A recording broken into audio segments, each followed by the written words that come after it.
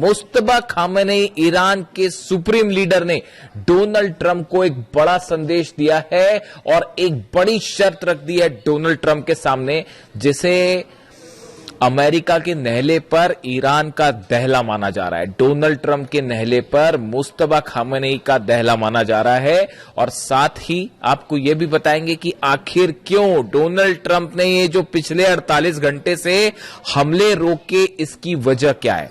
देखिए, एक बहुत बड़ा दावा जो कि ईरान की तरफ से किया गया है, कल ही ये दावा सामने आ गया था, लेकिन इसका थोड़ा सा एनालिसिस करना जरूरी है। ईरान की तरफ से दो बेहद अहम दावे किए गए। पहला दावा यह है, ईरान के Islamic revolutionary guard core IRGC ने दावा किया है कि ऑपरेशन विक्ट्री 2 के तहत मध्य पूर्व में अमेरिकी सैन्य ठिकानों पर किए गए हमलों में 200 से ज्यादा अमेरिकी सोल्जर्स मारे गए हैं और कई घायल हुए। ये बहुत बड़ा दावा है जो ईरान ने किया। देखिए, जॉर्डन पर जो हमले हुए, कुवैत पर हमले हुए, बहरीन पर हमले हुए, इराक पर हमले हुए, यहां पर सीधा सीधा अमेरिका के बेसिस को निशाना बनाया गया और बेहद सटीक हमले किए गए। फतह 2 से हमले किए गए, फतह 110, जुल्फिकार मिसाइल से हमले किए गए, सेजिल मिसाइल से हमले किए गए और ये तीनों मिसाइल्स का कोई जवाब ना तो पेट्रियट के पास था, ना थाट के पास था। अमेरिका के डिफेंस सिस्टम की धज्जियां उड़ गई, चीथड़े उड़ गए। हमने आपको यही दावा किया था। देखिए, हम कैजुअलिटी के बारे में कोई दावा नहीं कर रहे, लेकिन हमने एक और दावा किया था। मैंने खुद ने आपको यह दावा कर बताया था कि जो खबरें हैं, जिस नेचर की स्ट्राइक करी है, जिन मिसाइल्स की स्ट्राइक की है, जिस प्रिसीजन के साथ स्ट्राइक की है, उससे लगता है कि अमेरिका के कई जेट्स तबाह हुए हैं, खासतौर पर जॉर्डन में। और अब ईरान की तरफ से भी यही दावा किया जा रहा है। ईरान कह रहा है कि साहब, जो हमले किए उसमें 11 तो फाइटर जेट अमेरिका के तबाह हो गए। जॉर्डन में जो फाइटर जेट के बेस पर हमला हुआ था, वो मिसाइल ठीक उस हैंगर के ऊपर गिरी थी जहां पर फाइटर जेट्स खड़े थे अमेरिका के, वो तबाह हुए हैं। कुवैत में बड़ी जो है वो तबाही हुई है। कुवैत में भी जो फाइटर जेट के हैंगर थे वो तबाह किए गए। अब ईरान दावा कर रहा है कि हमने 11 अमेरिका के फाइटर जेट्स तबाह कर दिए हैं, जिसमें F-15 फाइटर जेट शामिल है, एक P-8 है, इसके अलावा C-17 ट्रांसपोर्ट विमान है, वो शामिल है और 8 से ज्यादा जो है रिफ्यूलिंग टैंकर शामिल है। मतलब ये आंकड़ों को अगर आप जोड़ लें तो ये अच्छे खासे नंबर हो जाएंगे।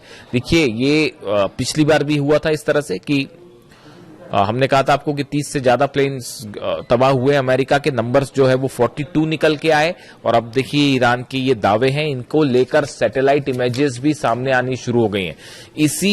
इतनी आसानी से डोनाल्ड ट्रंप पीछे नहीं हटते। ये जो हमले हुए उसके पीछे की एक पूरी कहानी है कि आखिर क्यों डोनाल्ड ट्रंप ने ये हमले रोके, हम उसका भी जिक्र करेंगे।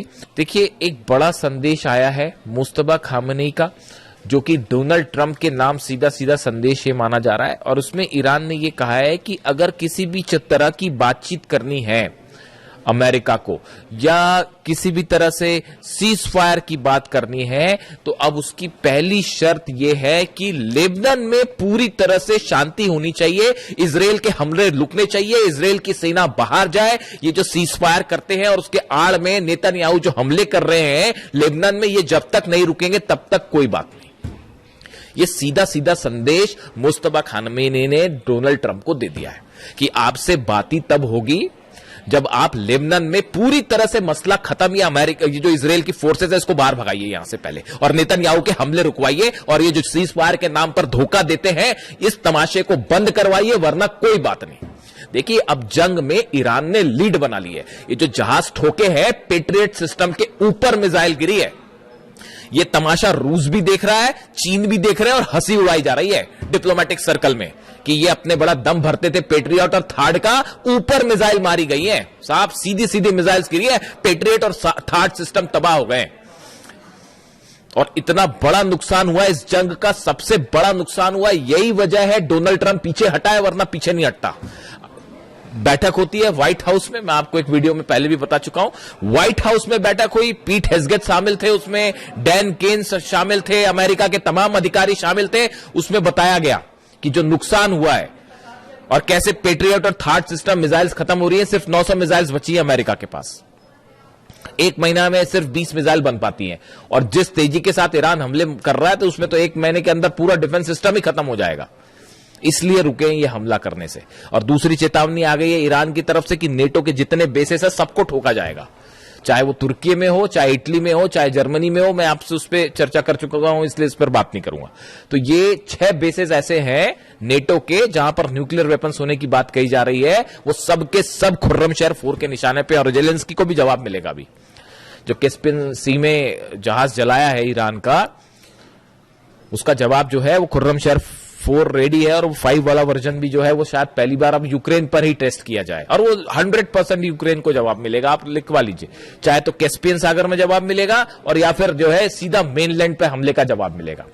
तो बैठक हुई, बैठक में यह तय किया गया कि भाई अभी जो असेसमेंट हुआ कि कितना नुकसान हो रहा है, उसमें यह बात निकल के सामने आ गई कि अगर आप लॉन्ग रेंज वॉर करते हैं, लंबी जंग की तैयारी करते हैं, पहली बात तो देखिए ईरान में वो रैपिड वेनेजुएला समझने की गलती कर रहे थे, तमाम समझाने के बाद भी कि उसको वेनेजुएला मान के चल रहे थे। ईरान ने समझा दिया क्या है हकीकत।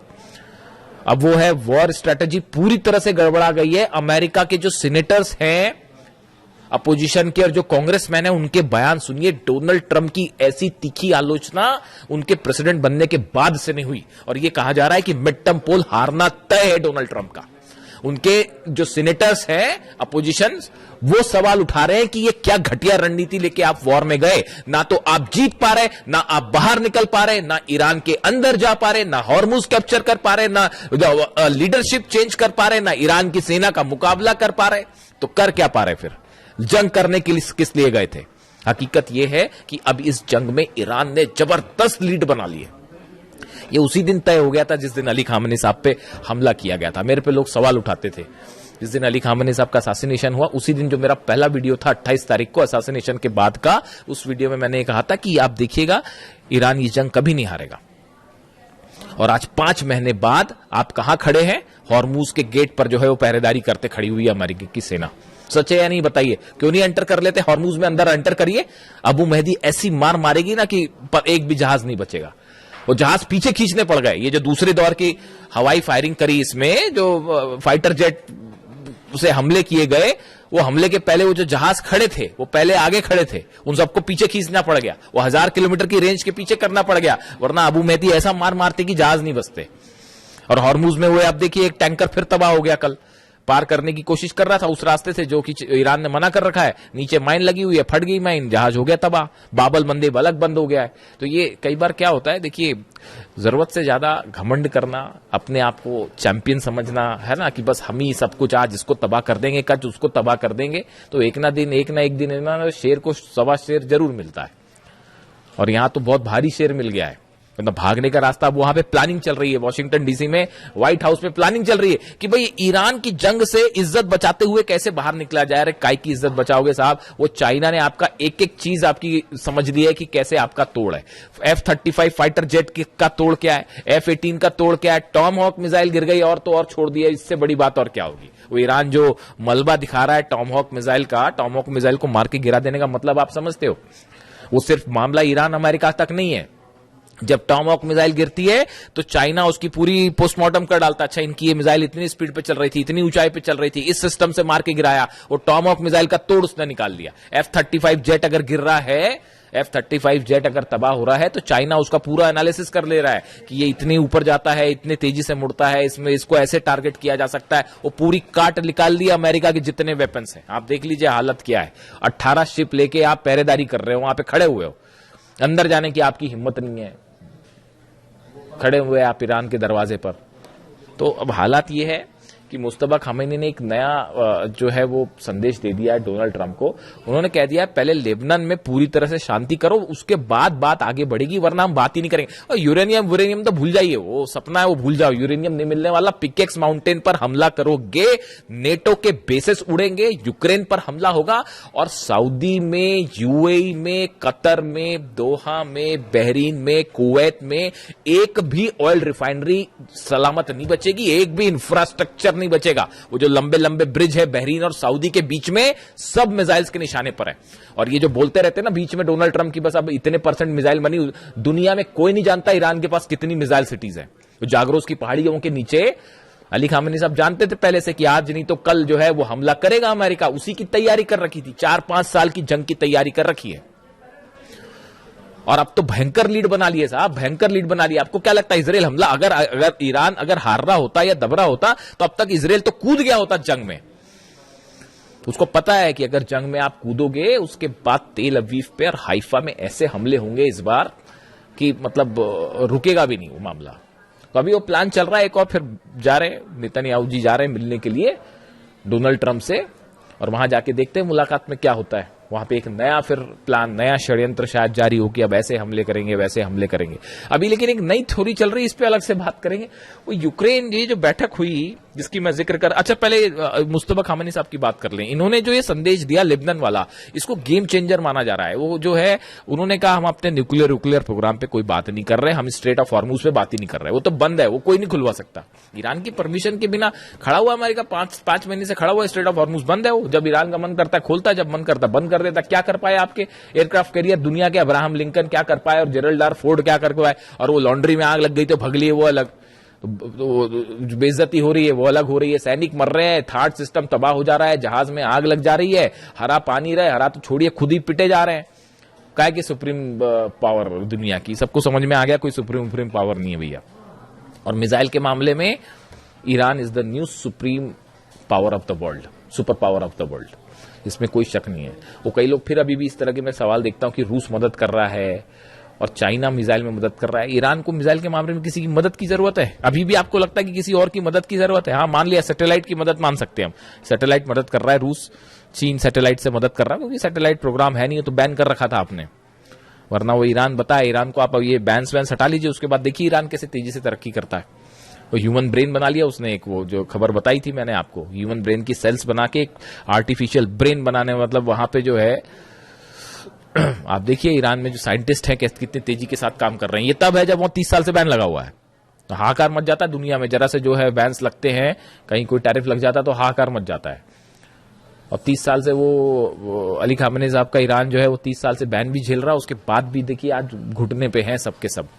तो अब इन्होंने मुस्तफा खामेनी साहब ने बड़ी प्लानिंग के साथ मामला पूरा लेबनान पे शिफ्ट कर दिया है, और इसका मतलब यह है कि न्यूक्लियर प्रोग्राम पर कोई बात नहीं, बाद में देखा जाएगा, और हॉर्मुज पर कोई बात नहीं, बाद में देखा जाएगा, खोलना नहीं खोलना, बंद करना क्या करना है। पहले लेबनान में आप ये जो तमाशा चल रहा है लेबनान में हमले करने वाला, इसको बंद करिए पहले, उसके बाद ही आगे बढ़ेगी बात। अब डोनाल्ड ट्रंप ने डिसाइड करना है क्या करना है, यानी फोकस। अब देखिए कहने का मतलब यह है, ये खबर अहम इसलिए है, ईरान ने मन बना लिया है कि अब इनसे जो भी बात होगी नहीं होगी, करना है नहीं करना है, ईरान अपने टर्म पे डिक्टेट करेगा, अपने टर्म पे डिक्टेट करेगा। कोई बात अमेरिका की नहीं मानी जाएगी, ना उनके वो जो बीच वाले हैं बात करने वाले, ना उनकी बात मानी जाएगी।